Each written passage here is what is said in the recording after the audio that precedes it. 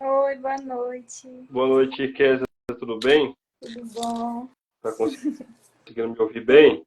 Desculpa aí os problemas técnicos. Acontece. Enfim, Então, acho que é um problema de conexão aqui, mas deu certo. Ok. Show de oi, gente, boa bola. noite. Nós já vamos iniciar. Meu nome é Kézia. Sejam todos bem-vindos a mais uma live do quadro Impulsionadores da VET, que é um quadro que tem como intuito entrevistar profissionais que impulsionam o mercado da veterinária, dando exemplo de seu trabalho e trajetória. E nós temos como patrocinadora a PGS VET, que é uma distribuidora de equipamentos do ramo veterinário, onde você encontra diversos equipamentos para sua clínica veterinária. E após a live, nós estaremos disponibilizando o link da PGS para quem quiser saber um pouco mais, né, sobre os produtos disponíveis. E hoje nós temos aqui conosco o médico veterinário doutor Denis Vinícius Bonato. Seja muito bem-vindo. Ok, muito obrigado, Kézia. Obrigado pela toda a comissão organizadora que está envolvida, o professor Pedro Paulo que me convidou para participar. Fico muito contente aí de conversar um pouco com vocês hoje. Eu vou estar fazendo algumas perguntas e caso alguém também tenha alguma dúvida, né, pode estar colocando aqui nos comentários. Em poucas palavras, descreva sua formação. Bom, eu sou médico veterinário,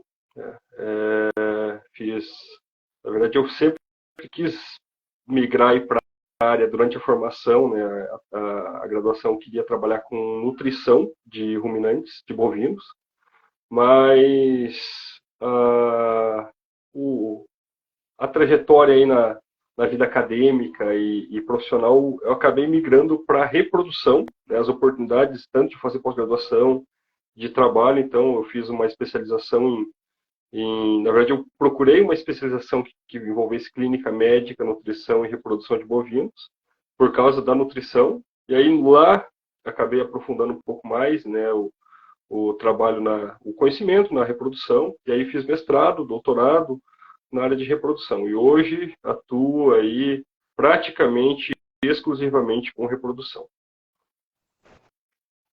Então, conte para a gente um pouco mais de como é a sua área de atuação geral específica. Bom, atualmente eu sou professor, pesquisador da Universidade Paranaense, aqui em Umuarama, Paraná, né? A gente está um pouco longe, né, Kézia? Você é de Castanhal ou de Belém? Castanhal. Castanhal. Então, estamos aí a 2.000 e poucos quilômetros de distância, né? Então, estou aqui na região noroeste do estado do Paraná, eu sou paranaense, né? E eu atualmente trabalho com a docência, com a pesquisa, né? Eu sou orientador do programa de mestrado, doutorado. Aqui na universidade eu dou aula na graduação, a cadeira de reprodução é minha responsabilidade, então a parte de fisiologia, patologia e biotécnicas de reprodução, eu sou professor.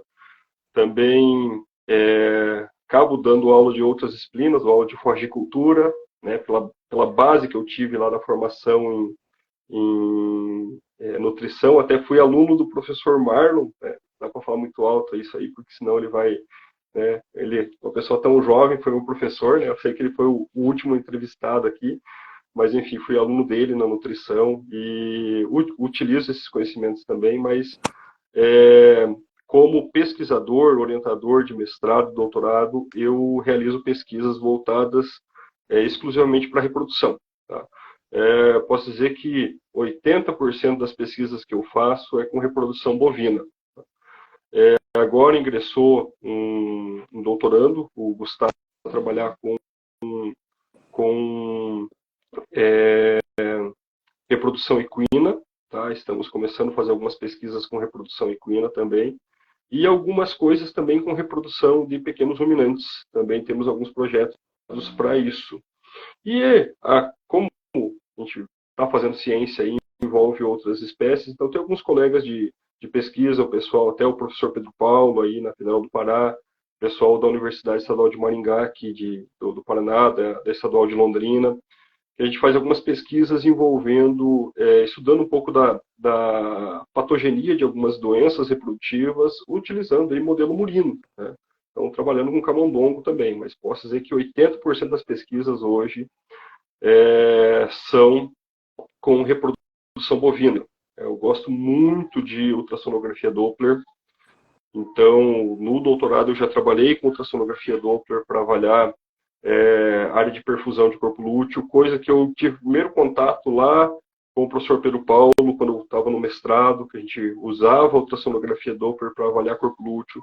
Então, hoje, grande parte das pesquisas que eu estou fazendo são com a ultrassonografia Doppler para avaliação de corpo lúteo, para avaliação de área de perfusão de folículo e relacionando isso com desempenho reprodutivo, avaliando a aplicação de fármacos dentro desse contexto, para entender um pouco da resposta, né? Resposta ovariana. Então, gosto muito de trabalhar com dinâmica ovariana, com controle farmacológico do ciclo estral, pensando sempre em eficiência reprodutiva, em aplicabilidade de biotécnicas, né? Então, nesse sentido. Acabo fazendo um pouco de pesquisa com macho, mas posso dizer assim que a maioria dos trabalhos e a principal área de pesquisa acaba sendo a reprodução da fêmea.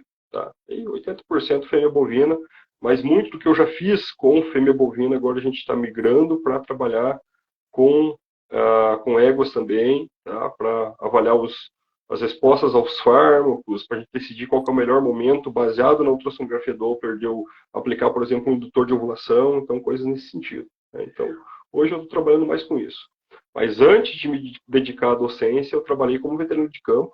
Então, eu formei, fui para o campo, comecei trabalhando com nutrição de bovinos, a parte de produção de bovinos, até prestei mestrado, depois prestei doutorado na área de nutrição e não passei. E felizmente passei na área de reprodução. Hoje eu sou um profissional da reprodução, sou um pesquisador da reprodução, muito feliz, gosto muito dessa área. E falo assim, não fui eu que escolhi, tá? Foi as circunstâncias, foi o mercado de trabalho, porque eu trabalhei um tempo muito curto com nutrição e logo surgiram oportunidades de trabalho com a reprodução. Tá? Então, eu tive colegas aí que me deram oportunidades muito boas, né? Um colega até, faço questão de citar o nome dele aqui, o Fábio Moraes, lá de Londrina, um grande colega aí do campo, que me ajudou muito no início, porque o início não é fácil para ninguém, né? Você sair da universidade, você conseguir se encaixar no mercado. Então, com o tempo, eu fui conseguindo propriedades para atender, trabalhando como autônomo mesmo, fazendo IATF a campo, na bovinocultura de corte. Trabalhei acho que uns 7 anos com IATF na bovinocultura de corte, serviço de larga escala, trabalhando aí, fazendo, enfim, lotes de 300, 400, 500 animais por dia. Meu recorde foi 514, mas a média aí era trabalhar com umas 150 vacas por dia na estação de monta, né? Não é, aqui no Paraná a gente não tem rebanhos tão grandes quanto no Pará para trabalhar com um número muito grande. Mas enfim, é um trabalho gostoso, um trabalho bom, é um trabalho de campo. E aí, no doutorado, eu acabei migrando eu comecei a fazer pesquisa com vacas de leite de alta produção aqui na região de Castro, né, no Paraná, onde a gente tem uma grande bacia leiteira. E ali eu pude entender um pouco mais dos desafios que é a reprodução de uma vaca de alta produção, né, enfim, acompanho bastante as pesquisas que o professor Roberto Sartori faz nesse sentido e utilizei como base para a minha pesquisa de doutorado. E hoje eu acho que de todos dos meus 3 alunos de mestrado, atualmente, os 3 estão fazendo pesquisa com reprodução de vacas de alta produção. Dos alunos de doutorado, pelo menos tem 2 aí pesquisando a reprodução de vacas de alta produção, baseado naqueles desafios que eu tinha no campo, né? Então, estou tentando, baseado naqueles desafios, tentar melhorar aí a eficiência reprodutiva das vacas de alta reprodução. No entanto, aqui na região noroeste do Paraná, nós temos o maior rebanho bovino do estado, está aqui na região, né? A gente tem um município aqui perto, que é Alto Paraíso, está concentrado o maior rebanho bovino do Paraná. E aqui, especificamente, uma região bem mais quente do Paraná. Então, aqui a gente trabalha mais com a reprodução de bovinos de corte em sistema extensivo, fêmea Nelore, animal cruzado para IATF, coisas nesse sentido aí. Tá? Enfim, Então, conta acho que é pra isso. gente sobre a sua rotina de trabalho. Minha rotina de trabalho, eu tenho muitos alunos, muitos orientados. Hoje mudou muito, né? A minha rotina de trabalho, a condição da docência é algo relativamente recente, né? Faz 2 anos e pouco mais de 2 anos que eu estou me dedicando exclusivamente à docência. Que eu já dou aula já faz alguns anos, mas eu dava aula aí uma vez por semana, um dia por semana, e o restante era dedicado ao atendimento de campo. A rotina de veterinário de campo é uma loucura, mas é uma loucura muito boa, né? Mas, enfim, época de estação de monta, às vezes eu chegava em casa às 11h30 da noite e tomava um banho, comia alguma coisa, correndo tudo, porque no outro dia, às vezes, tinha que acordar 4 da manhã, 3 da manhã, 5 da manhã, porque 7 da manhã tinha que estar no curral para mexer com outro lote, né? Então, era uma rotina bem puxada, bem intensa e rodava muito, né? Aqui, como no Paraná, nós temos as fazendas com bastante produção agrícola, né? Então, as áreas de pecuária são as áreas mais marginais, áreas de morro, área que normalmente não se utiliza para agricultura. E aí, as fazendas não são concentradas, não é uma próxima da outra. Pelo menos na região que eu trabalhava, eu atuava na região norte do estado, Londrina, na região central do estado ali. Então eu tinha que rodar muito de uma fazenda para outra, então viajava muito. E aí agora, depois que eu passei a me dedicar exclusivamente à docência, à pesquisa, aí é uma rotina bem mais tranquila em partes, né? Porque eu tenho horário para sair de casa, eu às vezes tenho horário para retornar para casa, mas normalmente eu tenho, né? Tenho filho pequeno, então consigo aproveitar melhor as crianças, conviver mais. Então, assim, a docência é algo muito bom, muito gratificante. Você acompanhar como eu tive a oportunidade de grandes profissionais me ensinarem, me orientarem. Eu fico muito feliz hoje de poder contribuir com a formação das pessoas. Né? Às vezes eu vejo aquele aluno que nunca fez um diagnóstico de gestação, nunca inseminou um animal, eu tenho a oportunidade de acompanhar essa evolução, isso é muito gratificante, fico muito feliz porque muitas pessoas me deram essas oportunidades, me ensinaram, e eu consegui exercer a profissão nesse segmento, né? Enfim, tendo ótimos resultados e eu quero que meus alunos tenham essa mesma oportunidade, né? Então, a docência é muito gratificante. É puxado, né? Não posso dizer que não é puxado, porque é. Eu tenho, acho que mais de 10 orientados de iniciação científica, teria que fazer a conta aqui, porque eu não lembro o número exato. Estou com 3 orientados de mestrado, mais 5 de doutorado. Então, assim, uma equipe muito boa. E a grande vantagem também, né, que eu acabo aprendendo muito com esse pessoal, né? Eu tenho orientados de doutorado que tem muito mais tempo de formado que eu, né? Então, eles trazem a vivência dele, a gente tem uma oportunidade muito grande de compartilhar conhecimento, né? Mas a minha rotina, enfim, pensar aqui que é a minha rotina. Eu trabalho em torno de 10 horas de aula por semana, 8 a 10 horas de aula por semana, depende do mestre, às vezes é só 6 em sala, e o restante da minha semana é dedicado à pesquisa, à orientação, a atendimento na clínica escola veterinária que nós temos aqui, né? Enfim, nós temos um rebanho grande aqui na universidade. Para rebanho de universidade nós temos um rebanho grande. Nós temos uma unidade de produção de leite, nós temos em torno de 20 vacas em lactação. Então, toda essa parte do manejo reprodutivo desses animais sob minha responsabilidade, obviamente, que nós temos os aprimorandos que auxiliam, os pós-graduandos. Na verdade, quem acaba executando o trabalho são eles, né? Mas eu tenho que estar junto, orientando e explicando. Então, enfim, eu acabo trabalhando um pouco ainda, não na proporção que eu fazia antes, mas executando um pouco da parte prática também, né? Na realidade nossa, que é uma realidade um pouco menor do que uma realidade comercial, vamos dizer assim, mas para uma universidade nós temos um rebanho grande, nós temos em torno de 15 vacas que a gente usa, são vacas de corte que a gente usa nas aulas práticas, e temos mais a nossa leiteria, com as vacas, novilhas que estão em manejo. Inclusive, meus orientados hoje estavam fazendo protocolo de ATF nelas. Então, enfim, é uma rotina de professor pesquisador, né? E aí tem a parte da pesquisa que, enfim, pesquisa a gente nunca para, né?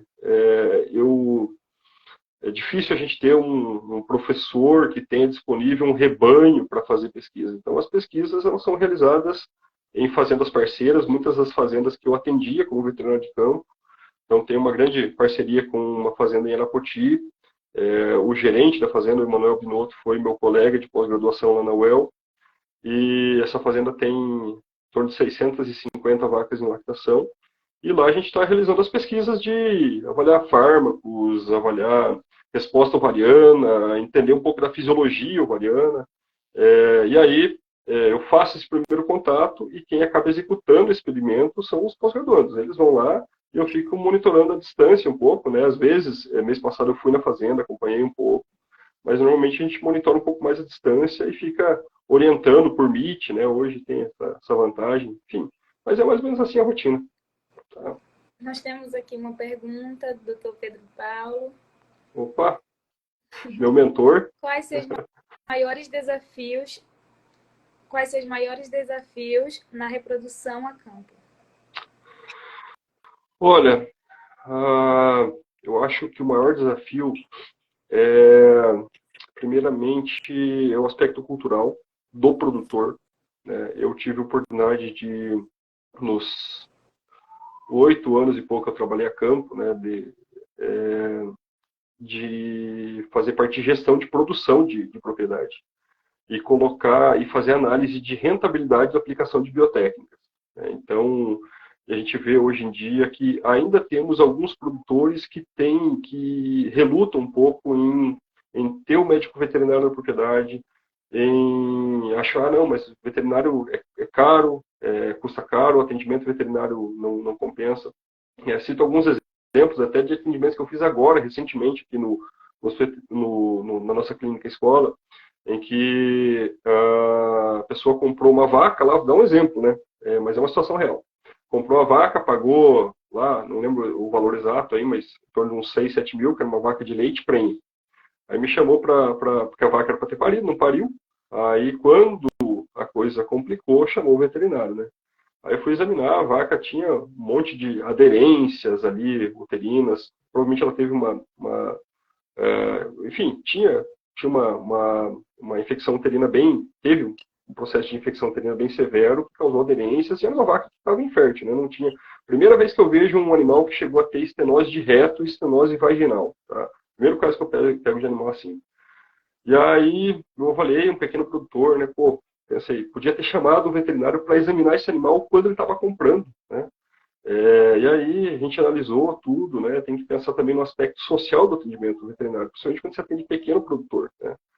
E aí eu falei, olha, lamentavelmente, não, mas não tem como fazer um tratamento para emprenhar? Eu falei, não tem, agora não tem. Ela, sim, o animal está bem, tá comendo bem, né, tal, mas reproduzir não vai mais.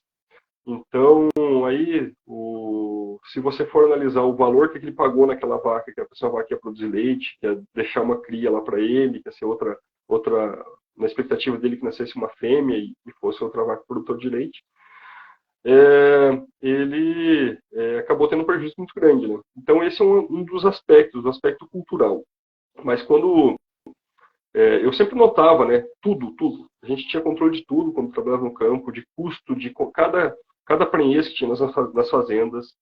E a gente começa a ver que quando o médico veterinário entra na propriedade, começa a identificar problemas e auxiliar o produtor a resolver esses problemas, que não é algo fácil, não é um trabalho que você vai fazer da noite para o dia, né? Mas você vai trabalhando no aspecto de sanidade, de aplicação de biotécnicas como uma ferramenta de melhoramento genético, você vai vendo os benefícios que o produtor tem, né? Mas ainda temos o aspecto cultural. E também vejo um outro desafio, que aí eu falo na condição de professor, que lamentavelmente nós temos isso aí também, como eu tenho muitos colegas trabalhando com reprodução, eu vejo, tem muitos colegas trabalhando com nutrição, né? Minha base de formação foi a nutrição. Tem muito colega que manda mensagem aqui, Denis, as vacas aqui da fazenda não estão reproduzindo bem, principalmente vaca de leite, né? E o veterinário da reprodução está dizendo que é a dieta. E aí eu falo, tudo bem, né? E aí o pessoal me procura, né? Como eu estou trabalhando, fazendo pesquisa nesse sentido aí, estudando bastante, né? E aí eu falo, tá, mas me conta que protocolo que ele está usando, que trabalho que ele está fazendo, me coloque em contato com ele. E aí a gente vê muito ainda o pessoal não estudando, não se atualizando, tá? Então isso é um grande desafio. A gente tem, quem trabalha com vaca taurina, tem que entender que a vaca taurina, estou falando da reprodução bovina, isso aí dá para a gente entender aí para estender para as outras espécies, né, quando a gente fala de reprodução. Então tem que entender as particularidades das subespécies, no caso dos bovinos, do sistema de criação, para entender como que eu aplico isso, né? E aí eu vejo, né, por exemplo, na espécie bovina, o pessoal utilizando o protocolo que é uma vaca de leite, uma vaca de corte, perdão, e usando numa vaca de leite, que os níveis, o metabolismo é diferente, o nível de necessidade, por exemplo, de progesterona durante o diéstico, durante a fase de emergência da onda folicular, é totalmente diferente do que uma vaca de corte precisa, ou o metabolismo dessa vaca que está ali totalmente ativo, catabolizando essa progesterona, então o pessoal acaba usando o protocolo errado. Então eu vejo assim, hoje, o que eu penso?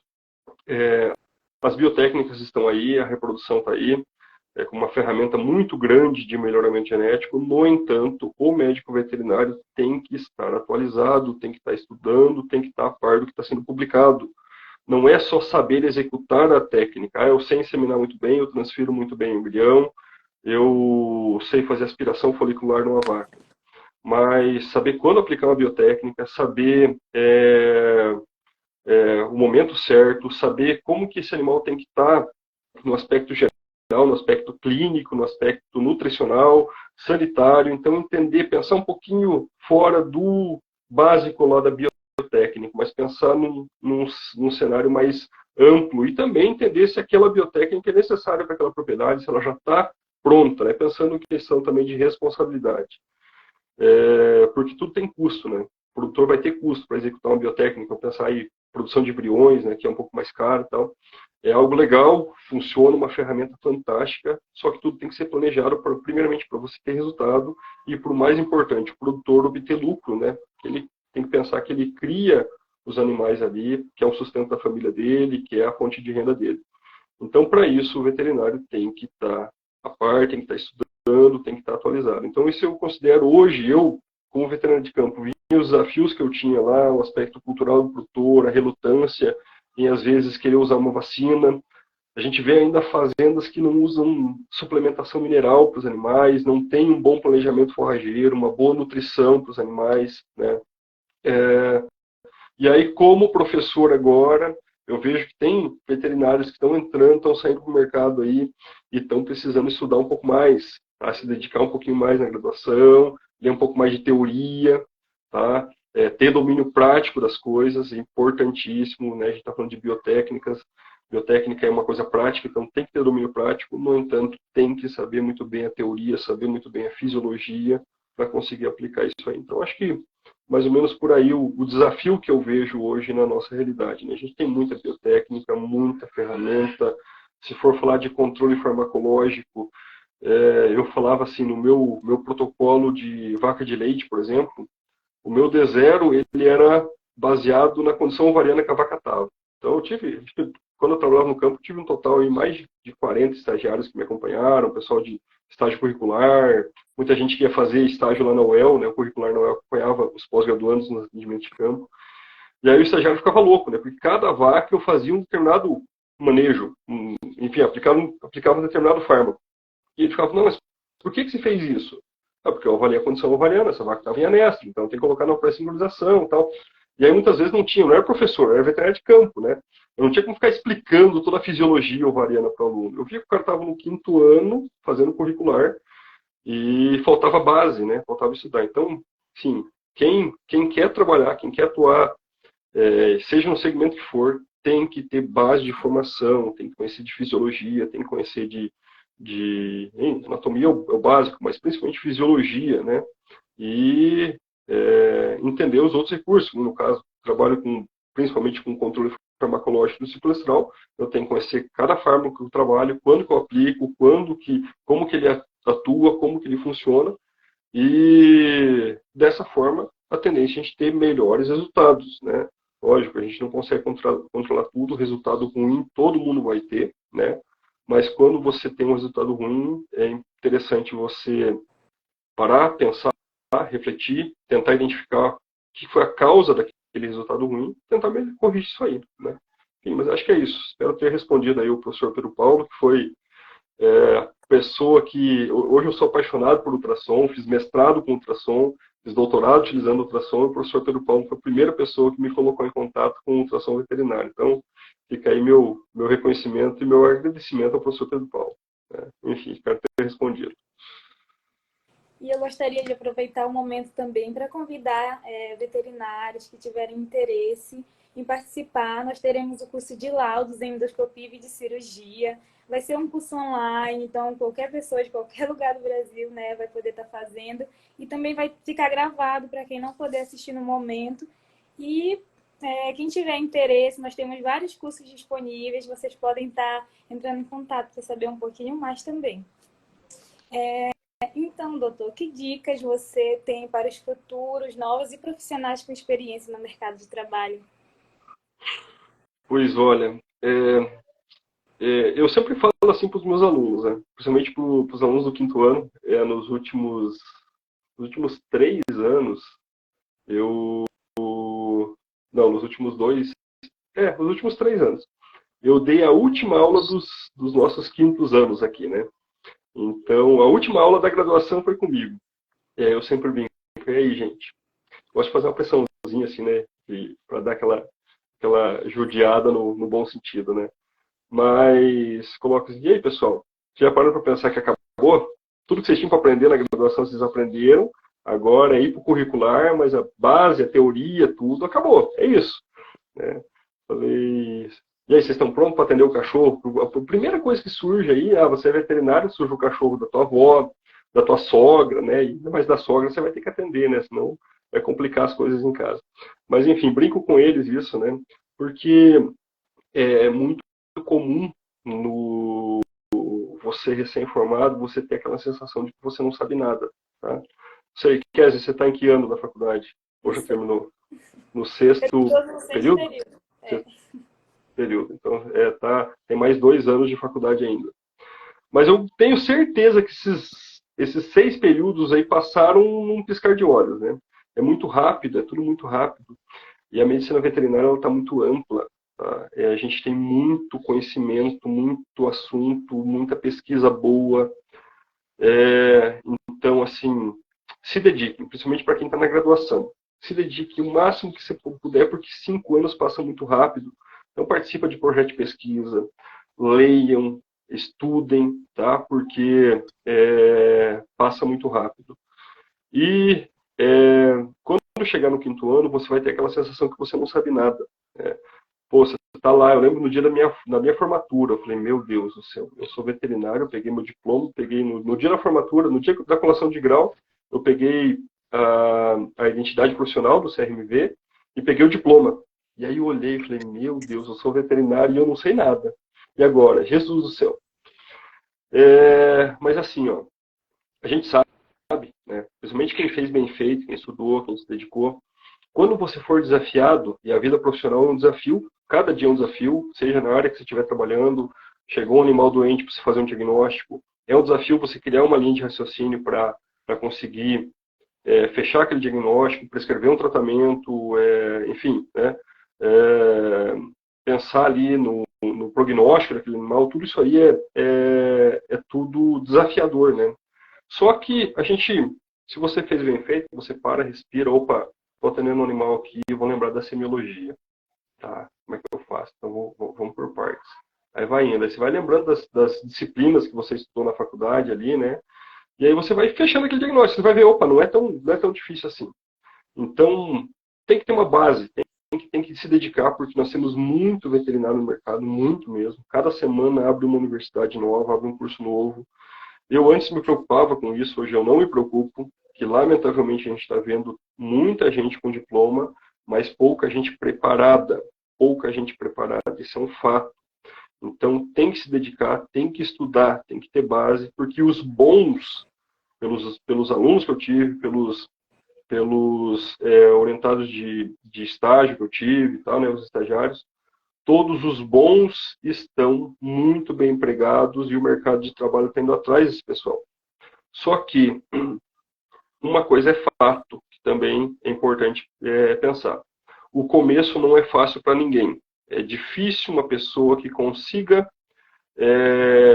terminar a graduação e conseguir um emprego excelente, ganhando bem, e conseguir, né? Então, o começo, se encaixar no mercado de trabalho, o primeiro ano, ali, os primeiros 6 meses, é um pouco difícil. Então, tem que ter um pouco de resiliência, né? Continuar estudando, continuar perseverando, porque uma hora vai conseguir se encaixar, e depois se encaixar, tem que demonstrar seu potencial, né? Se dedicar, ter responsabilidade. Uma coisa que eu tenho visto muito, que está faltando no pessoal mais novo, aí, um pouco de proatividade, um pouco de vontade de aprender, de ir atrás, né? Enfim, então eu acho que é estudar, buscar uma base boa na reprodução aqui. Até vou copiar aí um pouco das palavras do professor, tanto o professor Sartori falou isso, quanto o professor Pietro comentou isso aí. Né? Fisiologia, estudar fisiologia, conhecer fisiologia. Tá? Quem trabalha com reprodução equina, reprodução bovina, ou da espécie que for, conhecer muito bem a fisiologia. Né? A gente trabalha tudo que a gente faz envolvendo biotécnicas, envolve fisiologia, tem a fisiologia como base, né? Conhecer o que é normal para entender o que é anormal, para eu fazer um atendimento de um caso clínico ou cirúrgico de reprodução. Então eu preciso ter base, e a base é conhecer muito bem a fisiologia. Tá? Estou atendendo fazendo um protocolo de ETF num determinado categoria lá, novilha, vaca de leite. Eu preciso conhecer aquele animal que estou trabalhando, né? Conhecer o que esse animal come, quanto que ele come, produz leite, quanto leite produz, né? Para eu entender como é que é o funcionamento, como é que é a vida desse animal. Dessa forma, eu acho que você vai migrando para ter sucesso na profissão. Né? Nós temos uma profissão maravilhosa, é muito gratificante exercer a medicina veterinária, é muito bom, profissão muito importante para a sociedade, mas a gente tem que fazer bem feito, né? E, enfim, a gente tem visto muita gente boa saindo no mercado também, que dá gosto de ver, de falar que conhece, né? Enfim, acho que é mais ou menos por aí. Sim, então é isso. Muito obrigada, doutor, por ter aceitado participar aqui conosco. Beleza, obrigado, Kézia, obrigado pelo convite. Eu fico realmente muito honrado, muito feliz, né? Muitos dos professores que eu tive na minha formação já deram entrevistas aqui, né? O professor Marco Machado Silva, lá da Federal de Goiás, foi meu professor de cirurgia na graduação, o professor Pedro Paulo, o professor Marlon. Então, assim, eu me sinto honrado de estar aqui nesse mesmo ambiente que eles passaram, né? Que são profissionais que eu tenho como referência. Então, muito obrigado pelo convite e estou sempre à disposição aí. Obrigada, gente. Semana que vem, na terça, nós estaremos aqui novamente. Eu espero todos vocês. Valeu, gente. Até mais. Tchau, tchau.